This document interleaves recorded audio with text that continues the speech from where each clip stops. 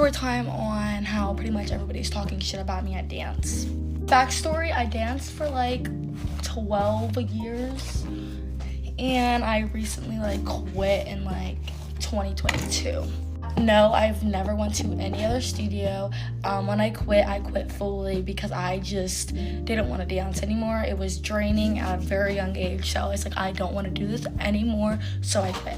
I don't even think that I would have to make this video, but people are talking shit about me and I'm not gonna sit here and shut up and not share what the fuck's going on. Basically, I came back this year because I was ready, I'm older now, and I thought this would be a good start, and I freaking love dancing. Like, dancing has literally been my whole entire life, pretty much. So, as I come back to the studio, people were bringing up personal things that has happened in my life, which I'm not going to bring on here because I already said it, and I got in trouble for it, and I had to take it down. So if you watch that video, you know exactly what I'm talking about, and if you don't, I'm so sorry. I'm just not allowed to talk about it anymore because I can't and I don't want to get in trouble. So, but they're like saying how I am a bad influence on all our children. Okay. So I guess I partied too much. My situation that happened is, I guess, involved in their life for some reason. Don't know why they're talking about it. And my mom's like a D1 crash out. By the way, this isn't even me getting ready because I'm not even makeup. But I'm gonna sit here and talk about it because what the fuck? So everybody is talking about me pretty much besides like 3 people, which are like my really close friends at dance. Thanks for them for like telling me and stuff because I wouldn't know about it if it wasn't like really like for them. Shout out to you. Yeah, they're basically just saying I'm just like a fuck up, I'm a screw up, and I'm a really bad influence on their kid, but I'm a great dancer, so that makes everything okay by them saying, you're a great dancer. At the end of it, bitch, shut the fuck up, I already know I am. But like, you're not gonna talk about my personal life because like what I do like off the studio or like out of the studio is none of anybody's business besides me and my family, basically me and my mom. It literally makes me upset because I just came back to the studio not thinking that there was gonna be drama or anything, because when I left on a good note. I did not leave and start a whole bunch of shit which other people like have done in the past to my previous like dance teachers. Like, no, I didn't do that. I quit on my behalf because I was mentally and physically not okay. Like multiple people talking about me too, and it's like the people like that I even like knew before I quit, because like obviously there's new people are talking about me. Obviously I don't really care about the new people, but like the old people, like, are you really going to sit there and talk about me and you literally know me personally? That is so fucked. But hey, whatever. This is literally why I trust no one anymore, because of people like them. I really like don't know how I'm like a bad influence on any of their children, because nobody sees what I do when I'm not in the studio. So I'm just like confused on all that. And like I said, what I do on my time is nobody else's business. So why are you talking about me? And it's literally grown adults too, that it's not even the kids, it's the parents. It is literally the parents talking shit on me, like, okay. And my eyebrows fucked over here, so I keep fucking with it. I was literally bawling my eyes out because I did not want this to happen again. Like, I quit dance for a reason, and I do not want to have to quit for the same exact reason. But it's just like so stressful and so draining. I go to the studio 3 days a week on my time because I love it, and then I just find out people are talking so down on me. I'm not gonna quit because of them. I'm going to stay. I have 1 more year after this, and I'm gonna finish it out very strong. I'm not letting a few adults take that away from me of what I love to do. I was thinking about it for sure, but like I cannot, like I'm thinking like I only have 2 more years of this. I'm not letting adults ruin my 2 years of this left. I'm not. Yeah, I just wanted to come on here about it because I think it's just so freaking hilarious on adults talking about me, and my mom freaking flipped out. My mom crashed out. And if they talk about me again, my dance teacher said they're out of our studio. But yeah, that's pretty much it. I just want to come on here and say that because it is literally hilarious to me that people are talking down on me from what I do out of the studio. But yeah, I love you guys so much. Bye. Someone who I know is pretending to be me on a dating app. Get ready with me while I tell you the lore from my weekend. I had two sort of grad celebrations with my friends on Saturday and Sunday, so I was stressed enough as it is on Friday. I walked out of my sorority brunch to see that I had a parking ticket. Not too much of a shocker, didn't really rain on my parade. When I got my second parking ticket on the other side of LA, that one kind of stung, but I was able to talk my way out of it and got let off with a warning. Then I immediately pulled into a parking spot where I got another ticket. And, it could have been 3 parking tickets, it was only 2. Go me.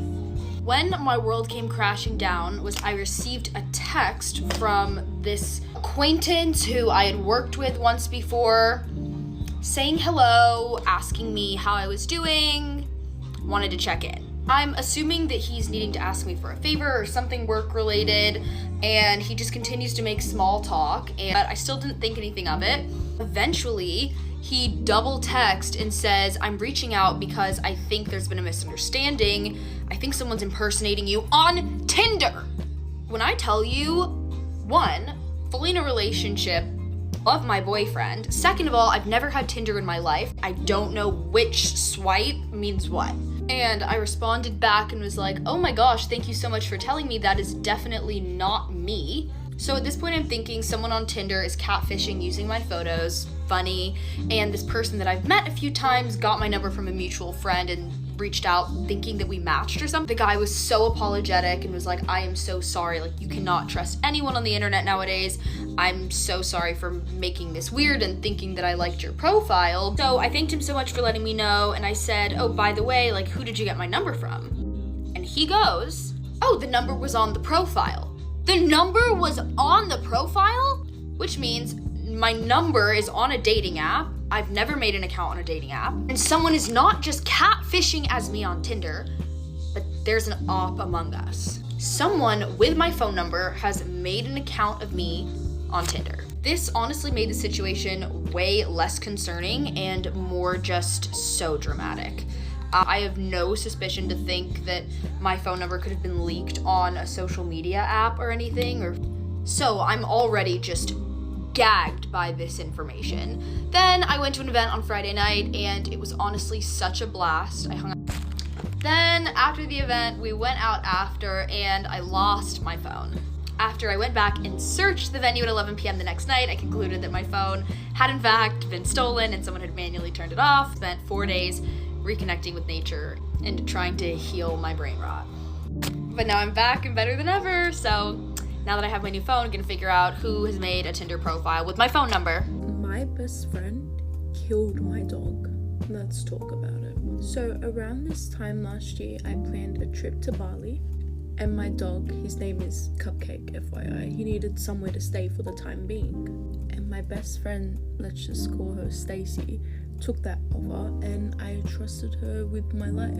So fast forward to when I'm on this trip to Bali, she basically just kept giving me updates, sending me photos of Cupcake and just keeping me posted. And as she's sending me these photos over time, I'm noticing that she's getting quite fat. I don't know, maybe it was just the angle. Didn't think much of it. So my friend a couple of days later calls me and she says she needs to take Cupcake to the vet. I said, all good, but why? And she said she's just feeling a little unwell and I'm not sure what to do. So yeah, literally everything is going well. I have no worries. I'm having the best time of my life in Bali and she's taking care of my beautiful precious dog. Anyways, my friend sends me a text later on saying, hey, I need to buy laxatives for Cupcake because she is struggling to shit and that's what the vet is concerned about, so send me some money. So I'm like, of course, like why am I gonna say no to that? It's my dog, I'll pay for it. And that night she posts on her story of her at the club with drinks in her hand, and I just replied to it saying, where's Cupcake at? She didn't answer. I called her, she didn't answer. The next morning she calls me back, says, hey, sorry, I was drunk, and she said Cupcake is all good, she stayed with a friend. I'm like, okay. And at this point, this is where I'm starting to get sus, because she told me she couldn't afford anything like the laxatives because she's broke, and I'm like, fair enough, it's my dog anyways. But then that night she's out clubbing and having drinks, so I was just a little sketch about that. But I didn't think, my dog would be by the end of this girl stopped sending me photo updates or messages anymore, and I'm already scared. So I just say, hey, why no more updates? And she just said, my camera's broken. And I'm like, are you sure about that? She's like, yeah. And I'm like, okay, so how come you can post that photo of you at the club with drinks? And she was like, my friend took the photo, she just sent it to me. And I'm like, okay. And that's everything that happened at Bali. And by this time, it's time for me to come home. So I'm on the airplane home. Obviously, I have no internet. I have no access to my phone, basically, that whole entire plane ride. And I arrive home, and my dog, Cupcake, is fucking fat. And I don't mean like, oh, she put on a bit of fur and a bit of weight. Like, that's normal. But she looks like she got like air and gas blown into her, like a hot air balloon. What did this bitch do to my dog? And usually Cupcake runs to me, especially because I've been away for so long. She would have been so excited to see me. She was struggling to walk. She was like, so as one would do, I immediately take her to the vet to see what the fuck happened. And the vet says that she is severely constipated and is in a lot of pain, and she was most likely fed chocolate. So at this point, I'm literally freaking out, and I said, is there anything I can do? Like, literally tell me anything and I'll do it. And he said it is a severe case of constipation, so you have two options: to undergo surgery for 40 grand. By the way, I got this dog of a homeless shelter. I don't have that money. And I so would save my dog, but I don't have that money. And I can't save for that money anytime soon. This is like get the money in a week type thing. So I had to put my dog down. This is the final look. If you guys have made it this far, all these videos are for entertainment purposes. My story times are not real, so if you have any other stories that you would like me to tell, DM me on TikTok, on Instagram, on anything. Love you guys. I got heartbroken in Paris last night. Let me tell you what happened. I met my man. We were talking in the club literally for an hour. This man was cute. He wasn't the tallest. Tell me why his opening line was, "You look like my ex-girlfriend." There's no way, you guys. And I don't know why I still talk. No, I do know why I still talk to him. I gave him a chance because he was cute. We were talking. He was calling me Habibi. He bought me and my friend drinks. And then we went to the bathroom, right? Or I went to the bathroom and he stayed back with my friends. This is where everything happened. Tell me why. When I'm in the bathroom, guys, you know what he tells my friends? He's like, I'm gonna marry this girl. I love her. And then he's like, even though I'm more attractive than her. Like, how are you gonna say that? And then, that's not even the worst part. Afterwards, he told my friends, he's like, is she really rich? Which, like, makes zero sense. I don't know why he would say that because I didn't say anything about money. That was not, like, a topic that we talked about. And it really caught me off guard. Because when I came back from the bathroom, my friends told me, right? And I was like, what? Like, that makes no sense. I was like, are you sure? Like, I couldn't believe it. Especially because I feel like in their culture, like, they're providers. Like, why would he ask about money? I don't know. I wanted to believe it was a misunderstanding. He was so dramatic. So, like, he was blaming my friends. And then I told him, like, well, like, I'm sorry. Like, I felt bad. I don't know. I kind of believed him. And You believed him? for a second, I believed him. But, like, not like that. I was like, well, like, I'm just going to stay with my friends. You know, they're already a little mad. So I'm just going to stay back with them. And then he just left me. And, girl, tell me why I see him like 5 minutes later talking to some other girl. Thought we had something special. Oh, guys, he texted me. Well, I texted him first because I was missing him before I saw him with the other girl. And I was like, I'm sorry, just to see what he would say. Because I told my friend, I'm like, I miss him. She's like, just text him. I'm like, okay. And then this morning, look what I woke up to.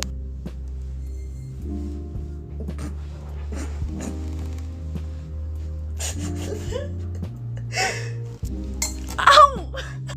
Yeah. And I just texted him back. I was like, my friends already told me what you said about me. Because he said that he's more attractive than me. Like, now why would you say that? And you thought that they were going to tell me. Let me tell you something. If you're a girl and you have a hard time finding a man, just come to Europe. If you're Latina especially, They love Latinas. Like, it's not a joke when they said they love Latinas. If you've heard that, it's true. Like, guys, literally the men will be all over you. I kid you not. And guys here actually talk to you, and they actually shoot their shot, and they actually like try to get at you. I feel like in the US it's like a little bit more rare. Men are not as bold over there. I miss my habibi. Just kidding. I really want to talk to the guy that works here at the hotel. I saw him this morning, but I'm nervous to talk to him.